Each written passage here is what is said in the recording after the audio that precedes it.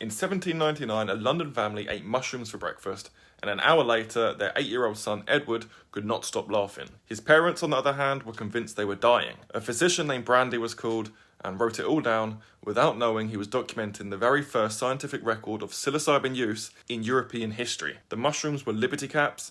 They were picked in Green Park, where they'd been growing for millennia, and yet nobody in British science had ever recorded what they could do, because nobody had the context to understand their effects. When Brandy filed his report, he called it poisoning. Meanwhile, in Mesoamerica, the same mushroom genus had been used in ceremony for over 2,000 years, deliberately, with intention and a framework built around the experience. The British version may have got filtered into Victorian folklore instead. Fairy rings, toadstool-dwelling elves, the unwitting transport of ordinary people into a realm of shifting dimensions and elemental spirits. Mushrooms and toadstools became emblematic of fairyland itself. The Victorian fairy tradition was a literature obsessed with exactly what psilocybin does: the dissolution of ordinary scale and perspective, the sudden sense of access to some deeper, stranger layer of reality. The experience was being encoded just in mythological language rather than pharmacological language. It took until Albert Hofmann isolated psilocybin in the 1950s for anyone to look back at Brande's case report and say, yes, this is what caused young Edward